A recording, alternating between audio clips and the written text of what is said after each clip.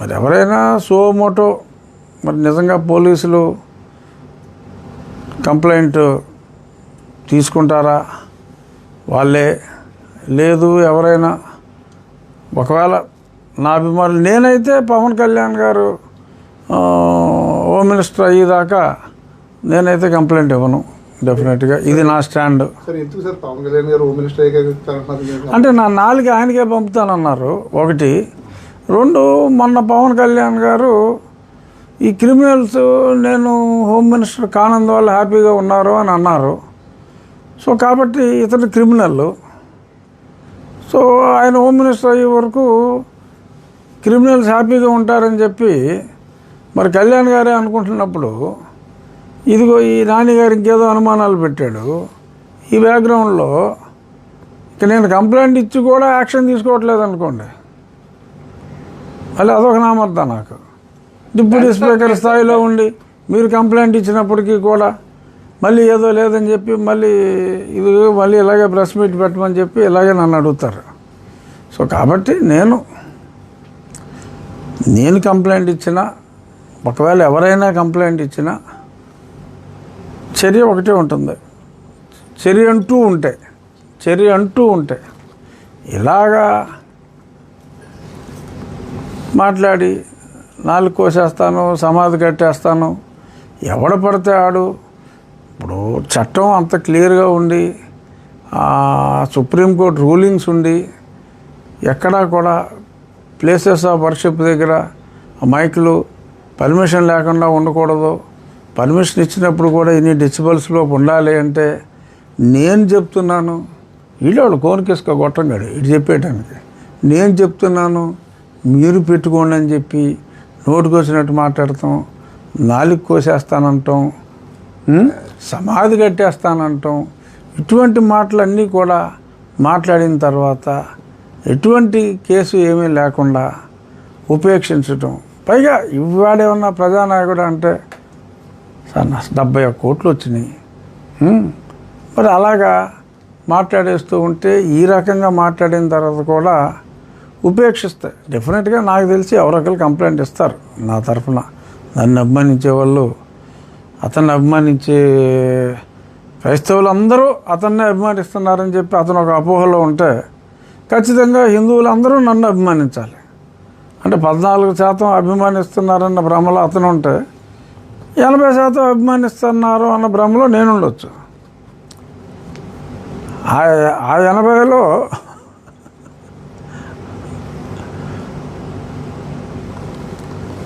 కొద్దిమంది అయినా కంప్లైంట్ ఇస్తారు డెఫినెట్గా.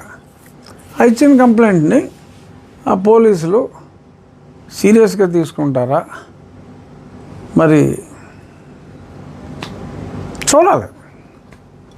మంచి ప్రభుత్వం అని అందరూ అంటున్నారు. సో మంచి అంటే ఇలాగా హింసని ప్రోత్సహించే, అంటే హింసని ఖండించని మంచా, ఇలా ఒక రాజ్యాంగబద్ధ పదవిలో ఉన్న వ్యక్తినే మరి ఈ రకంగా అది కోసేస్తాను ఇది కోసేస్తానని చెప్పి అంటూ ఉంటే మరి ఉపేక్షిస్తారని నేను అనుకోవట్లా కంప్లైంట్ అంటూ ఇస్తే. కానీ నేను మళ్ళీ చెప్తున్నా, నేను కంప్లైంట్ ఇవ్వను.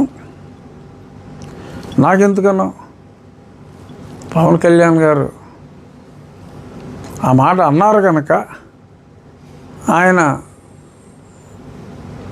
హోమ్ మినిస్టర్ అవుతారు అన్న, ఆయన్ని హోమ్ మినిస్టర్ చేస్తారు గౌరవ ముఖ్యమంత్రి గారు అన్న నమ్మకం ఇది. ఎందుకంటే డైరెక్ట్గా నాకు పవన్ కళ్యాణ్ గారికి లింక్ ఇచ్చాడు.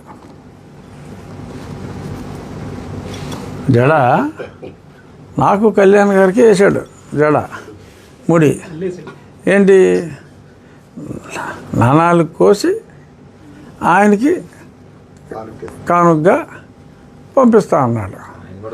సో డైరెక్ట్గా ఆయనకే పంపుతానన్నాడు కాబట్టి, సో ఇలాగ ఆయన ముఖ్యమంత్రి ఆయన హోమ్ మినిస్టర్ గారు అయిన వెంటనే మనం హోమ్ మినిస్టర్ గారు నా 4 కోసి మీకే పంపుతానన్నాడు కానుకగా.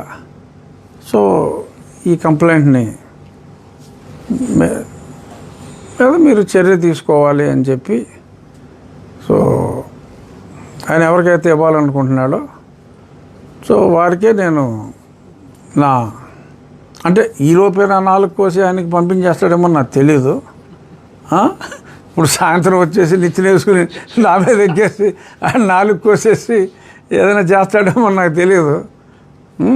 ఒకవేళ అప్పుడు దాకా ఆయన నిచ్చెన వేసుకొచ్చి నా 4 కొయ్యకుండా ఉంటే డెఫినెట్గా నేను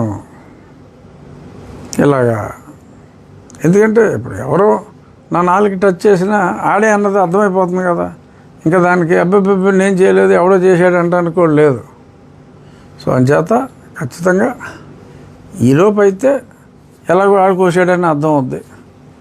కానప్పుడు ఈ రికార్డులన్నీ ఉన్నాయి కాబట్టి పవన్ కళ్యాణ్ గారి సమయం నేను తీసుకుని, ఎందుకంటే డిప్యూటీ స్పీకర్గా I can call any minister to my chamber, but నేను ఒక కంప్లైనెంట్గా నేనే ఆయన దగ్గరికి కంప్లైనెంట్గా అయితే నేను పిలవడానికి లేదు.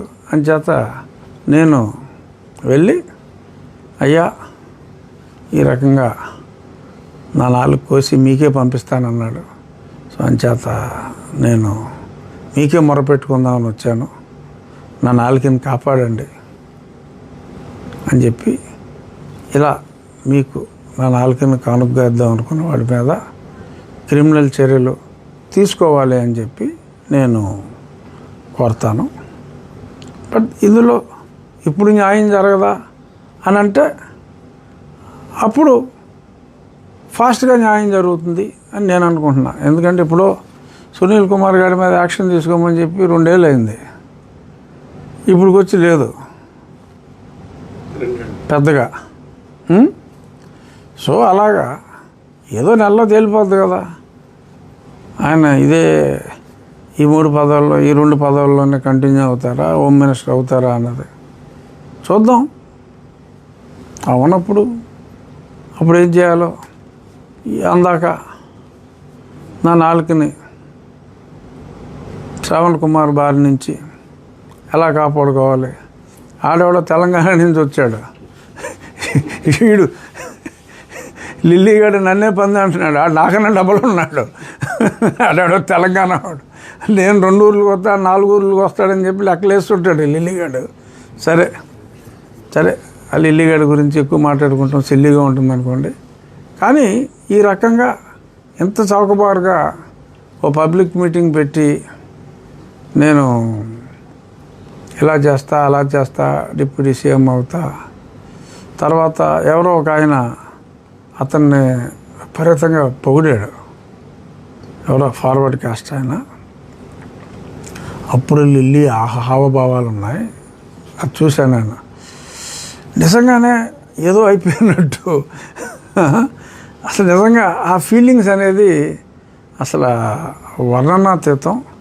సో ఆ వర్ణించిన వ్యక్తికి అంతకంటే పూర్తిగా అలా పొగట్టం ఎవడి వల్ల కాదు. ఆ ఆనందం కూడా ఆ పోడిన 3-4 నిమిషాలు లిల్లీ ఫేస్ చూస్తే ముచ్చటేసుకొచ్చింది. మీరు కావాలంటే మళ్ళీ చూడవచ్చు. అని ఇలా అసలు చాలా పులకించాడు అనమాట లిల్లీ. సో సరే అలాగే పులకించమ్మా, నీకు ఎన్ని ఓట్లు వచ్చినాయో అందరికీ తెలుసు, మళ్ళీ చెప్పాల్సిన పని లేదు. ఇక్కడ ఒక అనుమానం మటుకు డిప్యూటీకి ఎందుకు పరిమితం అయ్యాడు అనేది డెఫినెట్గా అది రాష్ట్ర ఒప్పందం ఉందా అని అడిగాను సార్ ఇందాక. అందుకు అదే ఆలోచించే కొద్దీ ఎమ్మెల్సీ ఇచ్చి ఆయన డిప్యూటీ చేసి సరే ఏమో ఏదో రవిగాంచ్ అనే చోట కవిగాంచుందని మీ జర్నలిస్టులతో చాలా రిస్క్. సో ఎనీహో ఏదో మాట్లాడితే ఏదో మాట్లాడానని కూడా రాసేస్తారు మీరు. సో వీడియో ఉంది కాబట్టి అలాంటి అపార్థాలు మాట్లాడటానికి ఏమి ఉండకపోవచ్చు. బట్ చూద్దాం. వాడు చెప్పాడు కదా అని చెప్పి పోలీస్ అనుమతి లేకుండా ఉండి నియోజకవర్గంలో మైకులు పెడితే చూద్దాం ఎంతమంది. ఆడొచ్చి పైకి ఎక్కి మైకులు పెట్టలేడు, ఎందుకంటే ఎనీహో చూద్దాం. నేను మెయిన్ మీ ఉద్దేశం కూడా నిన్న తిట్టిన తిట్లు గురించే అవునండి. ప్రెస్ మీట్ అడుగుంటారు. సో మీ కడుపు నిండిందా? డిప్యూటీ అన్నా కానీ మాకు నిన్నట్లేదండి. అదే మరి డిప్యూటీ కళ్యాణ్ గారి పదవి కోరుకుంటున్నాడు. ఇప్పుడు నన్ను సరే పోనీ నన్ను ఎలాగో పక్కన పడేశారు, ఏదో డిప్యూటీ స్పీకర్ పదవిలో ఉన్నాను, మనమేం కూటమి నాయకులం కాదు. సో ప్రభుత్వాన్ని తీసుకొచ్చింది నేను అని నేను, మీరు నాకు చెప్పినందువల్ల ఉపయోగం లేదు. బట్ మరి కూటమి నాయకులు పవన్ కళ్యాణ్ గారిని కూడా మరి ఆ రకంగా జగన్ గారిని కూడా తీసిపడేస్తూ, సరే జగన్ తిడితే తిట్టారు, దానివల్ల నాకు వచ్చిన నష్టమే ఉంది. కానీ అంత సాక్షిలో అంత ప్రమోట్ చేస్తున్నప్పుడు తిట్టడం అనేది అన్యాయం. ఎందుకంటే అతని మొహం ఏ ఛానల్లో చూపెట్టిన రోజుల్లో సాక్షికి సంబంధించి సాక్షి ఫండ్ చేసే ఇహా ఛానల్లో సాక్షి ఛానలే అతన్ని పదే పదే చూపెట్టినాయి. ప్రత్యేకమైన ఛాంబర్ ఏర్పాటు చేశారంట సార్ మిమ్మల్ని తిట్టించడం గురించి సాక్షిలో. నిన్న ఎవరో చెప్తున్నారు నాకు. మరి నిన్న తిట్టాడు కాబట్టి తీసేస్తారేమో. నిన్న తిట్టడం అంటే మాకు దళితులకు సహకరించలేదు, ఏం తిట్టలేదు సార్ ఆయన. మాకు దళితులకి సహకరించలేదు, ఆయన ఉండగా కూడా ఆయన దళిత పార్టీ అని అనుకున్నాం కాబట్టి. అయినా సరే ఆయన దళితులకు సహకరించలేదు అన్నాడు, కానీ ఏం తిట్టలేదు సార్ ఆయన. సహకరించలేదు అన్నాడు సార్ ఆయన. అంటే అతను దళితుల ఓట్లు తెలుగుదేశానికి మళ్లించాలని చూస్తున్నాడా, లేకపోతే హిందువుల ఓట్లు జగన్కి మళ్లించాలని చూస్తున్నాడా? కొత్త అనుమానం వస్తుంది. అంటే డిప్యూటీగా సార్ ఆయనకే తెలియాలి సార్ అవన్నీ. ఎందుకంటే ఈ మధ్యన జగన్మోహన్ రెడ్డి గారు కూడా ఏదో హిందూ వేషం వేస్తున్నాడు ఎక్కువ.